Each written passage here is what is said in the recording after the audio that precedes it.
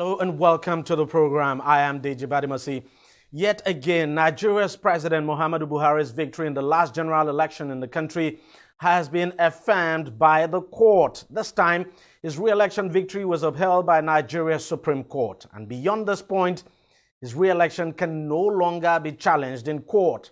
Buhari floored major opposition candidate Atiku Abubakar of the People's Democratic Party (PDP) at the poll earlier this year with over 3 million votes. But Abubakar has been challenging the results, claiming he won that election. Just last September, he actually lost his case at the Presidential Election Petitions Tribunal. Refusing to take the defeat, Abubakar went on to file 66 grounds of appeal before the Supreme Court, challenging the judgment of the tribunal. Well, the Apex Court has now delivered the final verdict on the matter. A few hours into the hearing of the case, a 7-man panel led by the Chief Justice of Nigeria, Justice Tanko Muhammad, dismissed the appeal filed by Atiku Abubakar and his People's Democratic Party. Justice Muhammad said the panel studied documents and exhibits tendered by the prosecution counsel for 2 weeks before unanimously deciding to throw out the suit for lacking in merit. Of course, PDP has expressed shock over the verdict, while the APC hailed the verdict and also renewed calls for cooperation from the opposition party. The Supreme Court has adopted a strategy that sought to deal with these issues expeditiously, such that Nigerians are not detained in fear, in doubt, and all manners of investors are not sure about what is to come and so on. I think the issue of the election is now behind us, and I believe the government, the people of Nigeria will work in unity to take the Nigeria project to the next level. As a party, we dedicate this victory to all those who voted, regardless of how they voted, and in fact to all Nigerians who believe and have faith in democracy and have reposed confidence in our party under the leadership of President Muhammadu Buhari. Our reason for coming to court is because we believe that the election and the result was not result of lawful vote cast, but the process has come to the end. I thank all those who are involved, the lawyers, the judges, all of you from the 4th estate. This election and the judgment is not about President Buhari or His Excellency Alhaji Atiku Abubakar. It is about the future of our country and what we are going to bequeath to our children. We have Chief Robert Clarke, a senior advocate of Nigeria, joining us once again on the program to help us analyze this judgment by the Supreme Court. Chief, thank you very much for joining us on the program once again. It's always my pleasure. This is certainly not what most of us expected. We were looking at, probably a situation where this was going to not end the way it did. Are you surprised that it ended the way it did, that the Supreme Court ruled the way it did? I mean, just 3 sentences. Well, it is not unusual for the Supreme Court or any court of appeal to say, look, the appeal is allowed or the appeal is disallowed. We shall be given our reasons at a later date. It's one of the normal ways the court do operate. For instance, if time is of the essence in delivering a judgment and the judgment has not been written, the judges, after their usual conference and after they have agreed amongst themselves and they have to allot the writing, they can now turn around to say, in view of the time constraint, the judgment is this: we allow the appeal or we disallow the appeal. We shall be given our reasons at a future date. It is nothing unusual. It is part of the norms that we go through as lawyers. Yeah, I mean, you're absolutely right. There's nothing unusual. I mean, we've seen in the past where the Supreme Court gave a judgment and gave reasons for that judgment later. But we did know, nobody knew this was going to be a very short process and that judgment was going to be given that day. But you know that there is a time constraint in election petitions, and that elections petitions are limited by time to be judgment to be delivered. So I believe the court finds that it is running against time, and therefore they said, look, in order to meet the limitation period, we will deliver a judgment, which is the judgment they have delivered, and we shall be given reasons thereafter. So, I don't see anything wrong in it. But as you rightly said, it is not unusual. Not only is it not unusual, but there's nothing wrong in it. Yeah, I mean, I'm not in any way insinuating that there's anything wrong with it. It's nothing unusual. You're quite right, and let's make it clear that the CJN actually said himself and the other 6 members of the panel actually took 2 weeks to review all the documents submitted for the appeal. But the judgment itself, I'm talking about. Are you surprised that the judgment went against Atiku Abubakar? Well, if you can recollect, I had appeared on your program immediately after the judgment of the lower court, and you sought my opinion on the fact that Atiku had appealed. And I gave you a candid opinion that as far as I'm concerned, having viewed the judgment of the court below, and having taken into consideration the 4 issues for determination, that there was no basis in an appeal, and I was too sure that they would lose the appeal. I did mention that.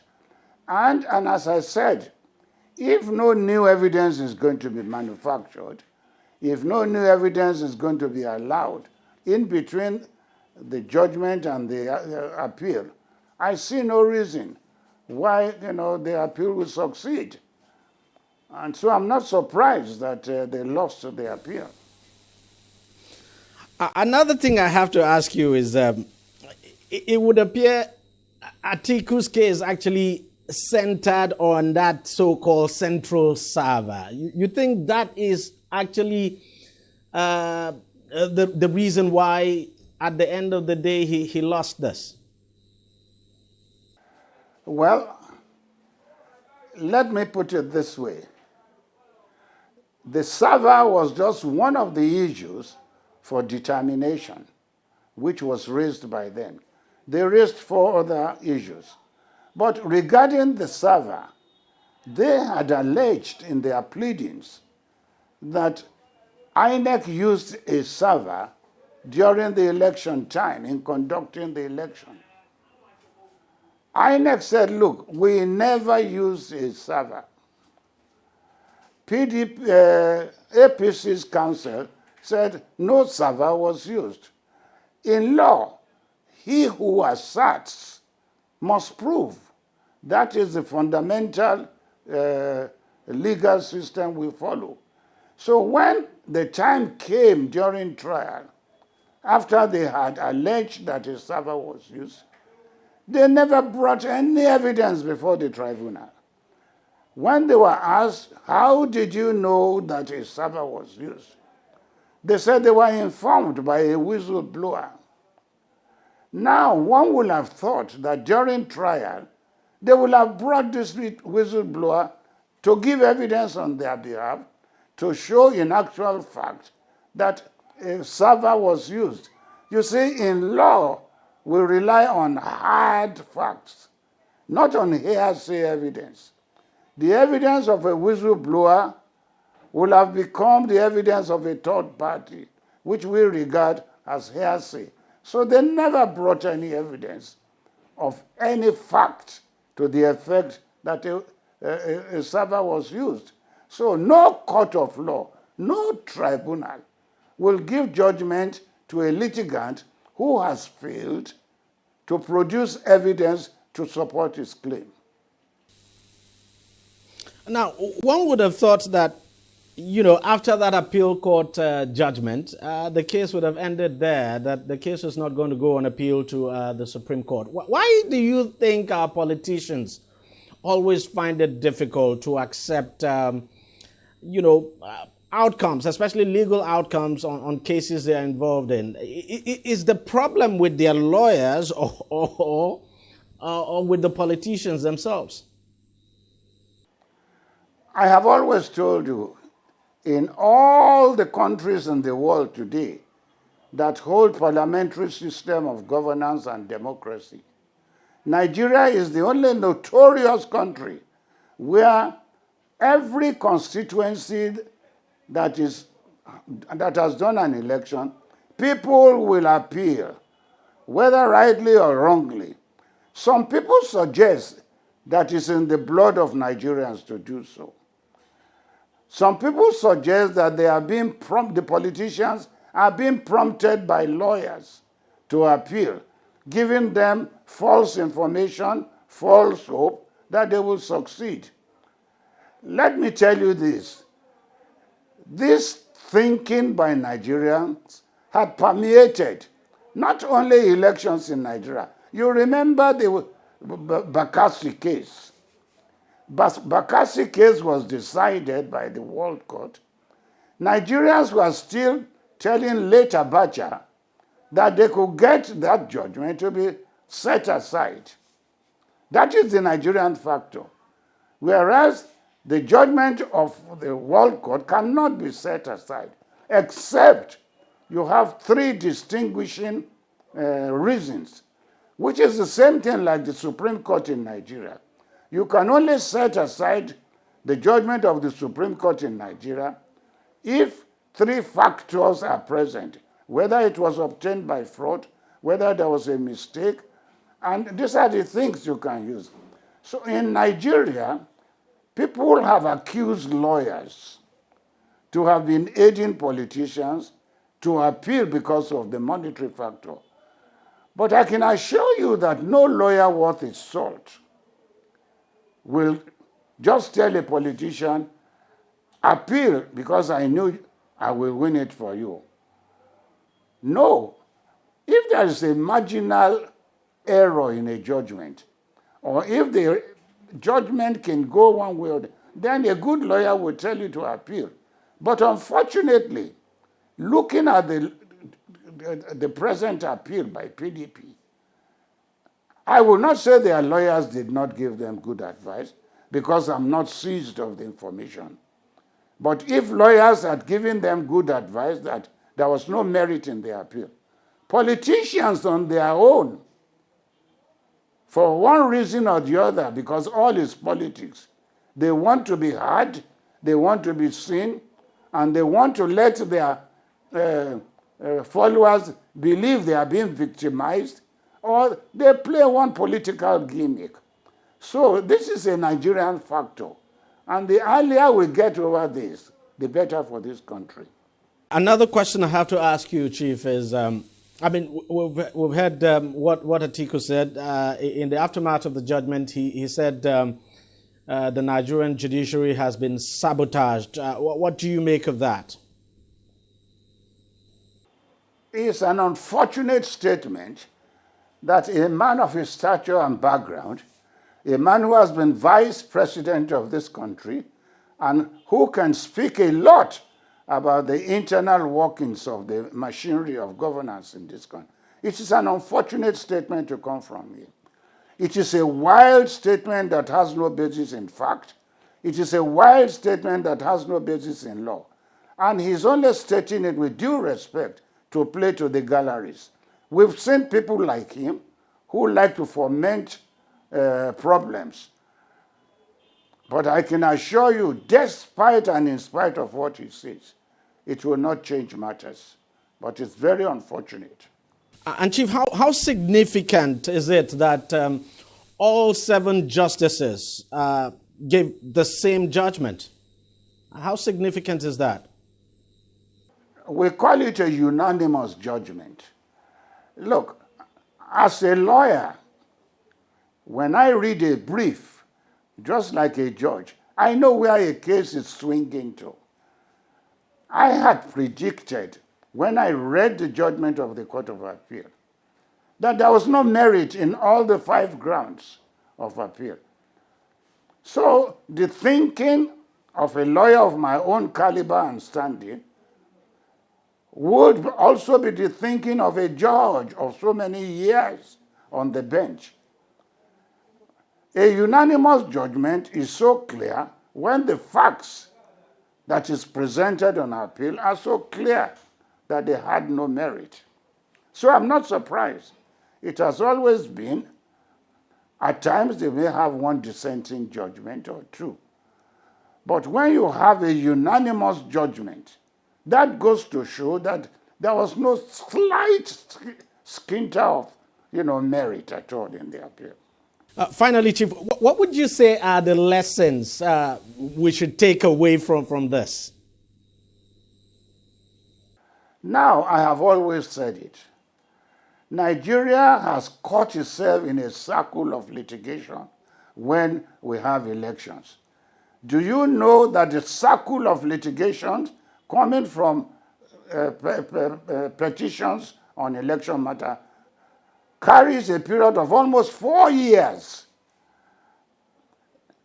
About 3 weeks ago, before the election, the Supreme Court was still clogged with almost 20, 30 cases coming from pre-election matters. Enough is enough in Nigeria. Number one, to reduce this number of cases, we should only create one constitutional court that will be the only court of appeal and the final court of appeal on election matters, so that when the tribunals sit and decide, the only appeal now goes to that constitutional court, which is the final court. Then our courts will not be clogged with so much. Do you know that 80% of the workload in the Supreme Court today are all election matters? We can't continue like this. There are so many civil cases on appeal that have been waiting to be heard in the Supreme Court, that have been there for 12, 14. I have a case, a personal case of mine, Robert Clarke, at the Court of Appeal. It's going to 12 years. Anytime it's listed, judges are busy on election matters. We must have to put a stop to this. The politicians will continue to do it. And do you know why? It's because there is so much money gained from being a politician. Every young man wants to be a politician because it's the easiest way to make money. And the more money they make, the more they are ready to be, pulling trouble. So my view is that let us jettison this 1999 Constitution that is giving the whole country all this headache and palaver. That is my advice. Chief Robert Clarke, thank you very much for your time and contribution, as always. God bless you for me. Thank you. Thank you very much, sir. We'll take a short break and the program will be right back. On DEJI 360, we don't just ask the questions. What is wrong with amending the Constitution the way the National Assembly members have been doing it? We seek answers. Constitution is constituent. Our problem is not lack of laws. Our problem is lack of the willpower to implement our laws. Answers that provide clarity. While we negotiate, we should try to make it a point that the girls must be complete. The clarity you need to make informed judgment so that you can make the right decision and take action. People are saying it is you politicians that are responsible for this, that you are the reason why this is happening. All these dullards that call themselves governors in this country. I wish we had people like Tony at the National Assembly. God forbid that I go to join that standard. DEJI 360, providing clarity to issues.